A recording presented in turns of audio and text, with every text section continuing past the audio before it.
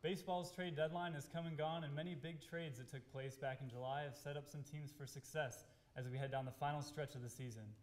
Guys, we're going to take a look at 3 of these trades involving pitchers, and I'm going to have you guys be the judge. You guys are going to evaluate the trade and tell us what you expect the impact to be as we near the playoffs. So, Brian, we have Jon Lester first, who was traded from the Red Sox to the Athletics. What did you think of this trade?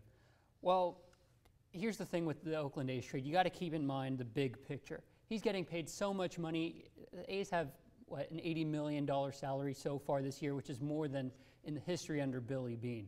So you've got to really examine the purpose of this trade. And the purpose is to sacrifice the future to win today.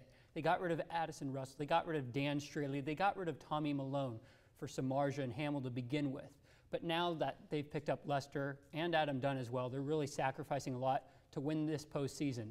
The problem is they're just not winning right now.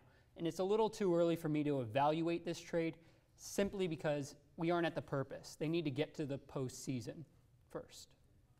You know, I agree with you. I think it's a good trade for the long run, but I really feel like Cespedes was a huge part of their offense, and it wasn't really worth giving away that big part of their lineup just for a pitcher who's going to kind of at the end of his career, and it's questionable how long he's going to remain in the league.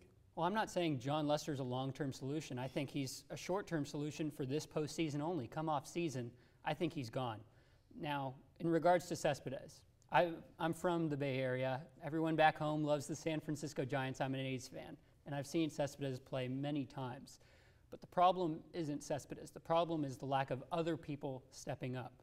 Look at Josh Donaldson. He hasn't been playing so well. Brandon Moss just had his first home run in a long time. So the A's really need different players to step up, and it's not just about Cespedes' bat being gone from the lineup, I think. This is definitely one that we'll have to kind of wait and see on, but let's transition to another one of these trades. David Price, who was traded from the Rays to Tigers. This is the most high-profile arm that was on the market. Robbie, tell us what you think of this trade. Yeah, I think this is a great trade for the Tigers. I really feel like David Price, he's going to fit right into that rotation. And, I mean, he's got the most strikeouts in the league right now. 3-3, not so good coming out of the gate. But in the long term and in the playoffs especially, their rotation is going to be so powerful, I don't think any team's going to be able to match it. Well, Detroit Tigers are really making a statement this year. And I think this is a really bonehead move by the Rays because they got next to nothing out of this trade. And sure, he has a 3.7 ERA, David Price, and it's 3-3 on the year, like you said.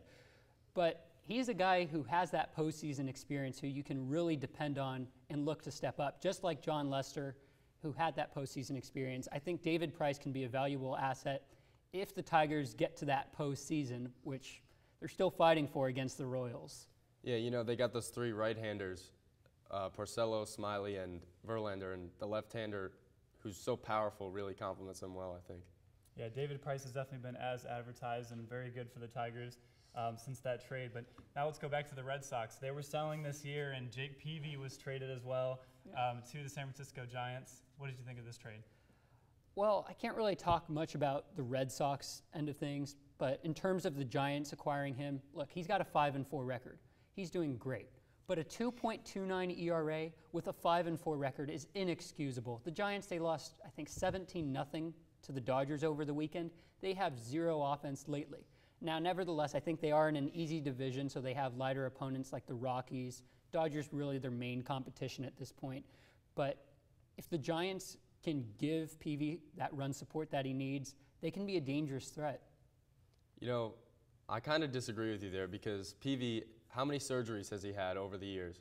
He's going into the tail end of his career, and I just really feel like he's going to be insignificant for the Giants, and especially with playoffs coming, I don't think he's going to help them at all. I mean, I wouldn't put him as my Game 1 starter any day. Well, I'm not calling him a Game 1 starter. I'm just saying Lincecum's had a bad year. Matt Cain's had a bad year. They've had their share of injuries. Who is their number 1 starter? I don't think they even know. The argument isn't that Peavy's a number 1 starter. The argument is, can he help them in the postseason? And he's got a 2.29 ERA, 5-4 record. Of course he's proven himself able to help them.